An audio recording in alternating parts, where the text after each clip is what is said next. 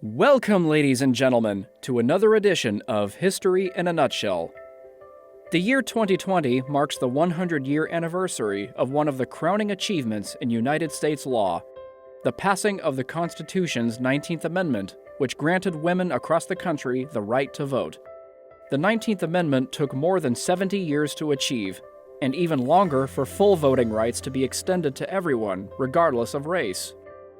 When you hear the phrase women's suffrage, some key figures which come to mind may be Susan B. Anthony, Ida B. Wells, Inez Milholland, Carrie Chapman Catt, or Alice Paul.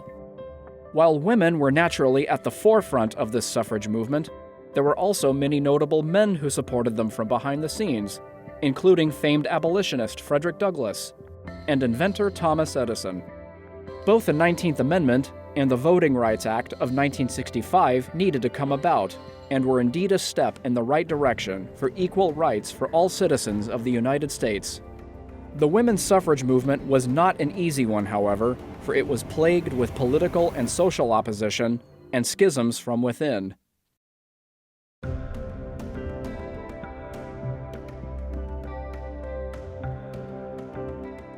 The question of women's suffrage in the U.S., not unlike the question of slavery, had been debated long before the women's suffrage movement's humble beginnings in 1848.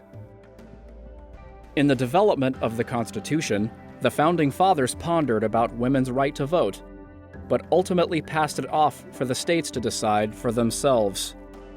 Due to the social norms of the 18th and 19th centuries, women were viewed as second-class citizens, and certainly did not enjoy the same rights as men. A woman's place was, say, in the home, and should not concern herself with politics or the plights of society. Social conditions for enslaved people were even worse, and these would serve as the causes of both movements for abolition and women's rights. In the early years of the women's suffrage movement, both the abolition and suffrage movements were intertwined. The first generation of suffragists rose to prominence from the abolition movement. Notable figures like Susan B. Anthony, Lucretia Mott, and Lucy Stone worked together with Sojourner Truth and Frederick Douglass in the fight for equal rights.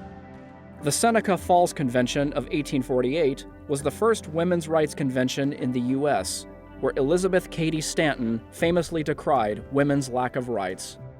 Abolition and women's rights would remain intertwined until the American Civil War caused the first major rift in these equal rights campaigns. The fight for women's suffrage had to be placed on the back burner, so to speak, in order to focus on the rights of the enslaved. The suffragists naturally believed that women would gain equal rights alongside freed slaves, but this was not the case. In 1869, suffragists were asked by Republicans to support the 15th Amendment, which granted voting rights only to African American men. The sentiment was that the nation cannot handle two great reforms at once. This need to compromise drove a wedge between the abolition and women's rights movements. The argument now became one of race versus gender. Elizabeth Cady Stanton argued that educated white women should get the vote over slaves and sons of slaves first, while Frederick Douglass argued that African American men should be first. Abolitionist Frances Ellen Watkins Harper remarked, "When it was a question of race, I let the lesser question of sex go. But the white women all go for sex, letting race occupy a lesser position." The women's suffrage movement suffered yet another split, this time from within. Disagreements on strategies arose, which caused suffragists to form two rival groups. The American Woman Suffrage Association, led by Lucy Stone and Frances Ellen Watkins Harper, believed petitioning to state governments was the best approach for achieving women's right to vote. The other group, led by Elizabeth Cady Stanton and Susan B. Anthony, was the National Woman Suffrage Association. The National Woman Suffrage Association fought mainly for a federal remedy, which they believed would be the 16th Amendment to the Constitution. So bitter was the rivalry between these two groups that they would not reconcile their differences until 1890. Racial tensions would cause an even further divide in the fight for women's suffrage. African American suffragists, who were essential in the movement before, were cast aside. Even Frederick Douglass was denied entry into a convention in Atlanta for fear of alienating potential suffrage supporters. Jim Crow laws and segregation enabled women's suffrage chapters in the South to deny African American women entry into these groups. While African American women were basically left on their own to fight for suffrage, they by no means gave up. Throughout the late 1800s, the women's suffrage movement's results were pretty mixed. While the eastern states would prove to be the toughest to crack, sentiments in the western states were not quite so hostile. The women's suffrage movement gained much-needed momentum in the West. See, in western states and territories, women were viewed as essential citizens and needed to be able to vote, for the populations out west were much smaller.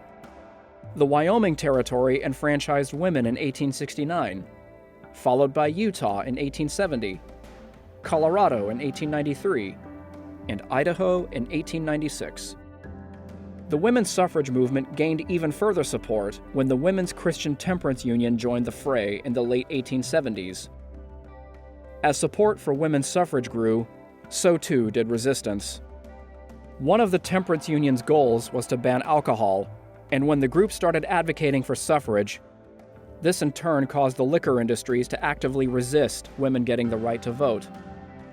Other groups opposed women's suffrage as well, such as textile mill owners and railroad owners, out of fears that women would drastically change labor laws and cause their businesses to lose money.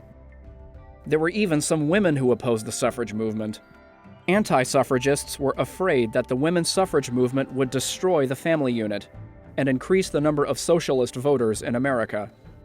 From 1896 to 1909, over 160 legislative measures were proposed for consideration. Out of those, only 6 were put to a vote, all of them failing. This period, as Susan B. Anthony put it, was known as the doldrums.